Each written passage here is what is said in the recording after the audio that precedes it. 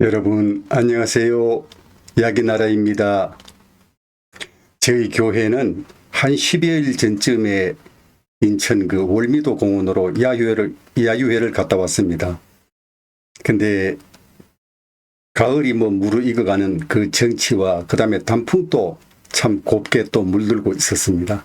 그런 그 모습들도 보기 좋았지만은 남녀지간에 이렇게 손을 잡고 걷는다거나 또 팔짱을 끼고 이렇게 구경하면서 걷는 그 모습들이 참 보기 좋았습니다. 그래서 오늘은 그 남녀 간의 사랑에 대해서 주제를 삼아서 좀 얘기해 보고자 합니다.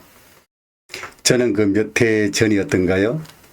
TV에서 그 어떤 장면들을 보고 상당히 그 충격적이고 감동을 받았습니다. 그것이 무엇이냐면은 안동지방에서 발견된 그 450년 전 미라였는데요. 예, 남자 미라였습니다. 시신 상태도 굉장히 깨끗해서 놀랐지만은 안에 그 들어있는 편지, 사랑에 대한 내용을 보고 정말 감동을 받았습니다. 미라의 주인공은 이응태라는 이름을 가진 31살의 병으로 요절한 남자였습니다. 그 당시 사망할 당시에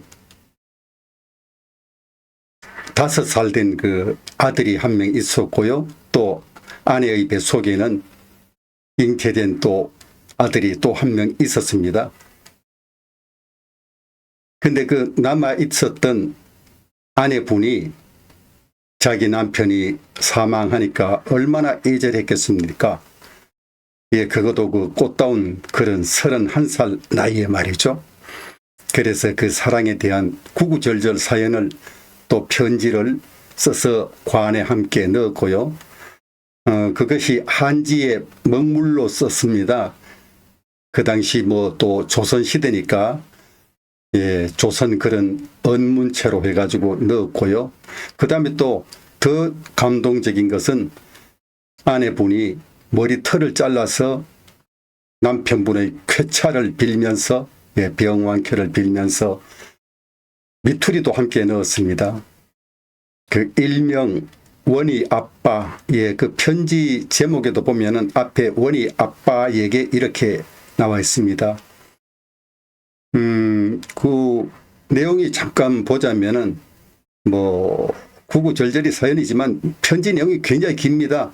원희 아빠라고 이렇게 검색을 하시면은 또 상세히 나와 있습니다. 옆집도 딴집도 우리처럼 이렇게 사랑하며 살까요? 꿈에서라도 한번 와서 대답해 주세요. 저 보고 싶지도 않은가요? 예, 빨리 저를 데려가 주세요. 이런 아주 애틋한 그런 사랑의 편지 내용을 같이 집어넣었습니다. 그리고 그 미투리가 옛날에는 조선시대 때는 상당히 그 여유가 있고 좀 고급스러운 신발이었다고 그러네요. 그 다음에 모양은 집신하고 똑같습니다. 집신은 100% 지프로해서 이제 이렇게 신을 삼은 것이고요. 미투리는 노끈하고 그 다음에 삼을 섞어서 만들었다고 합니다. 근데 그 특이한 것은 이 미투리를 만들 때에 아내분이 거기다가 자기 머리털을 잘라가지고 머리카락을 잘라서 같이 신을 삼았다고 그럽니다. 우리 민족에게는 머리카락이 굉장히 의미가 크지 않습니까? 일제 식민지 하에서 비록 목은 내어줄지언정 머리털은 못 내어준다 이래서 상투 자르기를 거부했던 우리 민족이 아니겠습니까? 그리고 요즘도 보면은 아주 큰 은혜를 입으면은 내가 머리털을 잘라서 신발을 해드려도 은혜가 모자란다 이런 얘기도 있지 않습니까?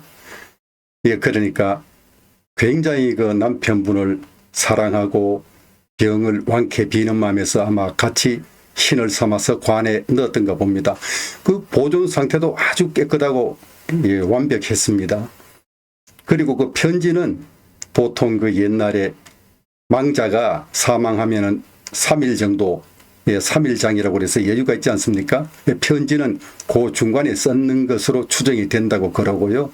미투리는 아마 병을 앓을 때에 그거는 뭐 하루 이틀 삼아서 되는 것이 아니니까 여러 날을 왕쾌를 빌면서 그래 신을 삼았으리라고 추정된다고 그럽니다. 그 사랑의 편지 내용이 참 애절했습니다.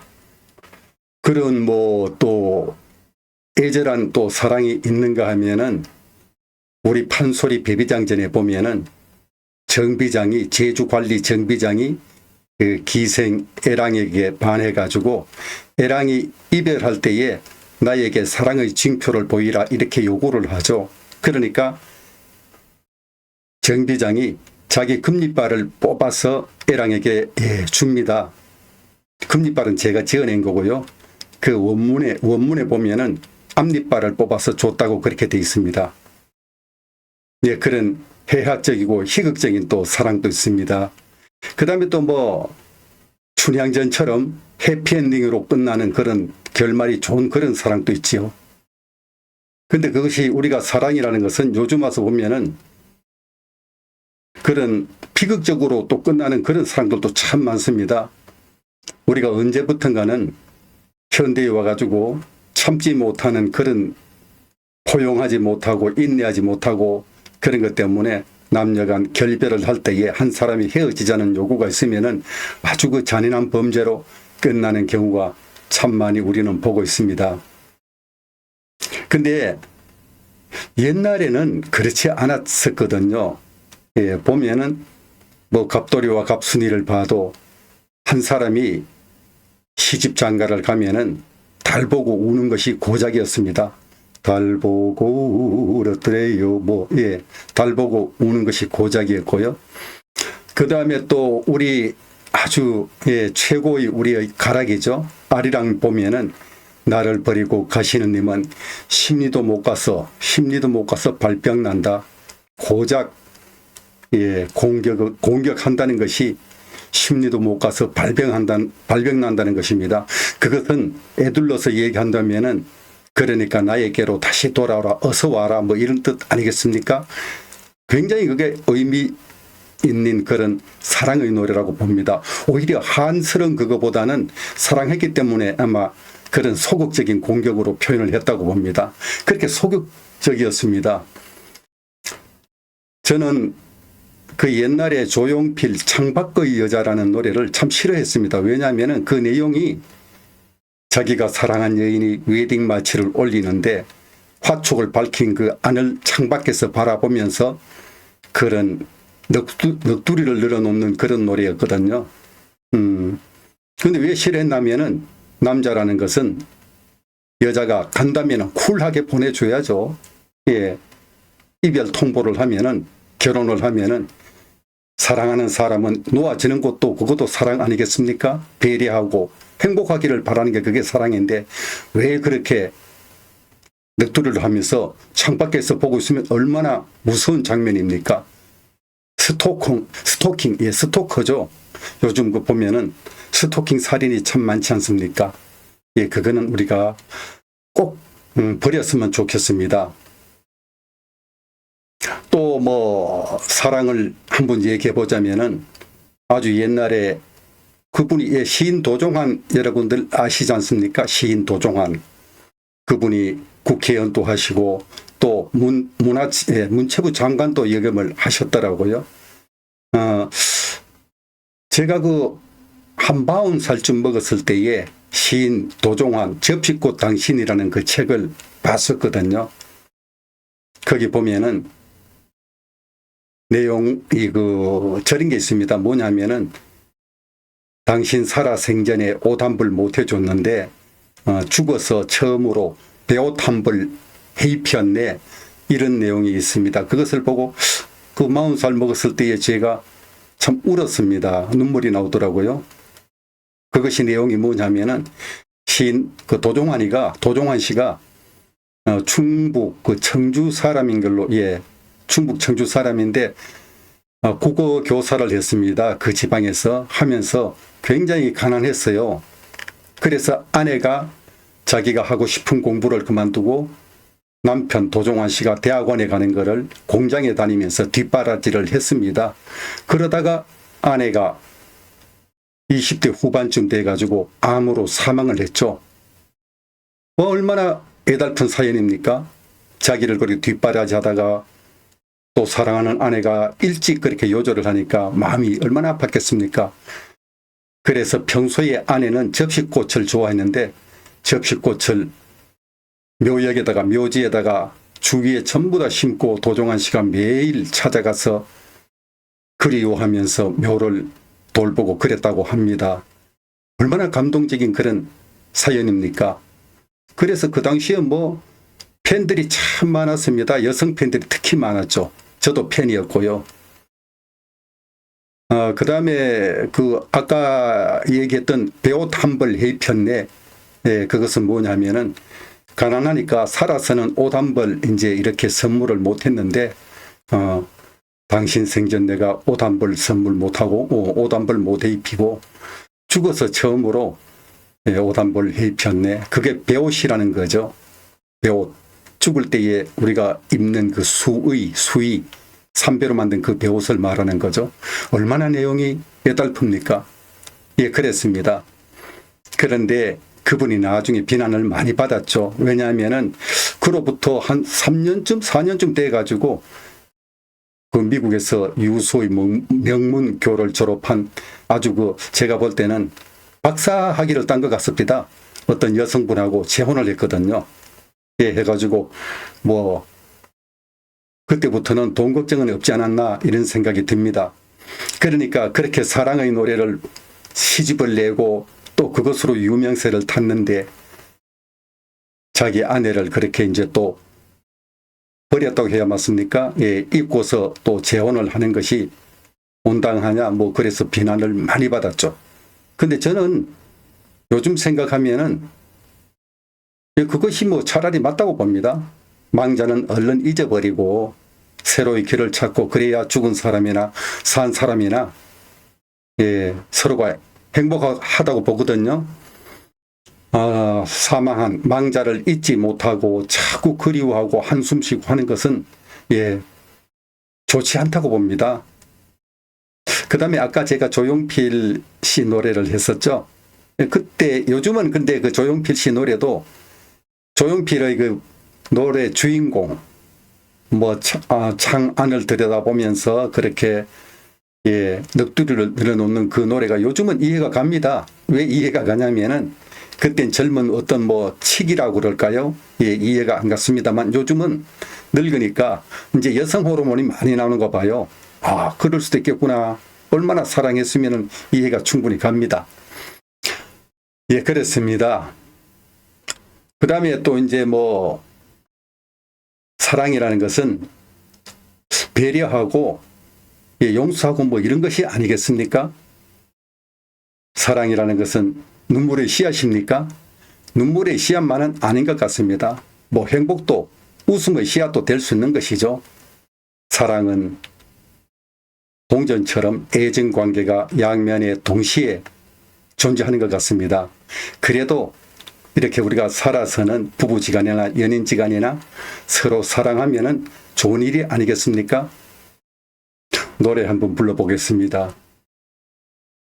조은님이 부른 그 사랑한다는 것은 하는 그런 곡입니다.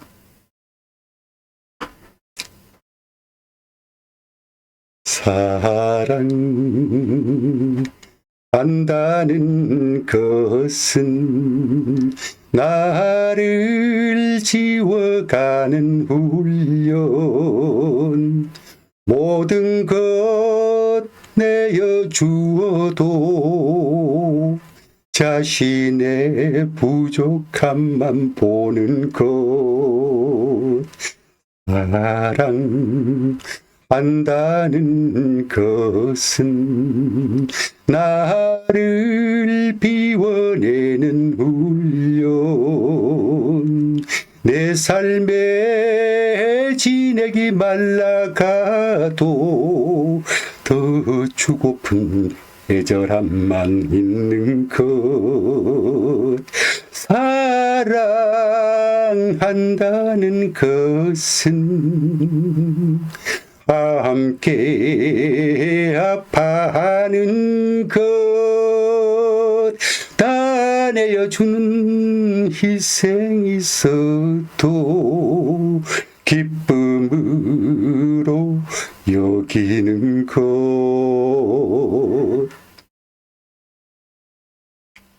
여러분, 사랑의 그 유통기한은 어떻게 되는 걸까요? 부부지간의 사랑의 그 유통기한은 어떻게 되는 걸까요? 우리가 부부지간에 이렇게 백년해로하자고 하면서 살아도 유통기한은 있는 것이고, 그 다음에 또 변질 상태로 아니면은 온전한 상태라도 언젠가는 것이 폐기 수순에 다다릅니다. 그렇지만 뭐 아까도 얘기했지만은 사는 동안은 서로 사랑하고 그렇게 살면은 좋지 않겠습니까? 인간은 뭐 사랑하든 미워하든 언젠가는 또 우리가 사망이 있는 것이고요. 그렇게 하면 우리가 유통기한은 폐기되는 것이죠.